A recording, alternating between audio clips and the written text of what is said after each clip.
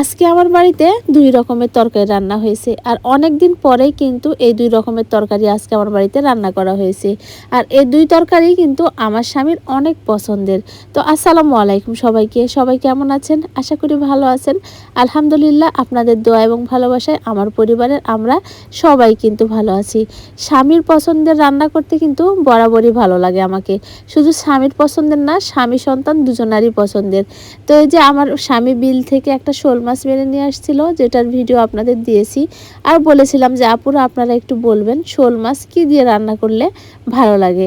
তো অনেকেই কমেন্টস করেছেন যে শোল মাছ লাউ দিয়ে ঝোল করলে ভালো লাগে, আবার অনেকেই বলেছেন পেঁয়াজ দিয়ে ভুনা করলেও ভালো লাগে। তো আসলে শোল মাছ লাউ দিয়ে রান্না করলে ভালো লাগে, কিন্তু আমার হাতের কাছে লাউ নাই, তাই সেজন্য আমি শুধু পেঁয়াজ দিয়ে আজকে শোল মাছ ভুনা করব।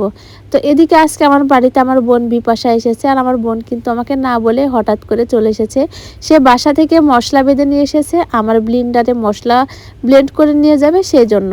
তো এসে আমার বোন দেখে যে আমি শোল মাছ রান্না করছি, আর এদিকে কলার থোড় আপনাদের ভাইয়া কেটে এনে দিয়েছে, সেটা পরিষ্কার করছি। সেটা দেখে আমার বোনও আমার হাতে হাতে সাহায্য করে দিল।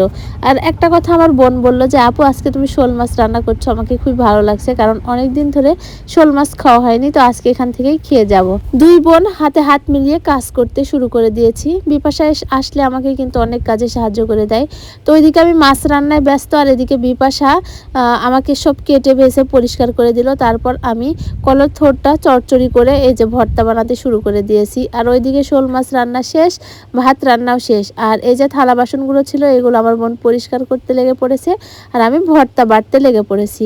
তো কিছু কিছু ভর্তা আছে যে ভর্তাগুলো পাটায় বাটলে কিন্তু বেশি স্বাদ হয়, তার মধ্যে এই যে কলার থোড় ভর্তা একটা। তো পাটায় বাটা কলার থোড়ের ভর্তা খাইতে কিন্তু অনেক মজা। আপনারা যারা যারা এখনও খাননি অবশ্যই খেয়ে দেখবেন। আমার বাড়িতে কিন্তু ব্লেন্ডার আছে, আমি ইচ্ছা করলে এই ভর্তাটা ব্লেন্ডারে করতে পারতাম, কিন্তু না, পাটায় বাটলে যে স্বাদ হবে ব্লেন্ডারে সেই স্বাদটা হবে না। আর প্রতি রমজানেই 4 থেকে 5 দিন কিন্তু এই ভর্তাটা আমি আপনাদের ভাইয়াকে করে খাওয়াই, কিন্তু দুঃখের বিষয় এবার একদিনও তাকে আমি এই ভর্তাটা করে খাওয়াতে পারিনি। এই ভর্তাটা কিন্তু তার অনেক পছন্দের একটা ভর্তা।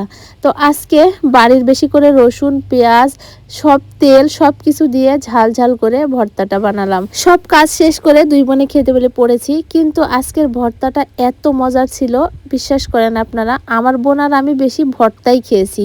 তো আমার বোন বলছিল যে আপু এর আগে একদিন আমি বাড়িতে এই ভর্তাটা করেছিলাম, সেদিন কিন্তু অতটা আমাকে ভালো লাগেনি, কিন্তু আজকের ভর্তাটা এত পরিমাণ স্বাদ হয়েছে, আমি বাড়িতে গিয়ে আবারও এই কলার থোড়ের ভর্তাটা বানাবো।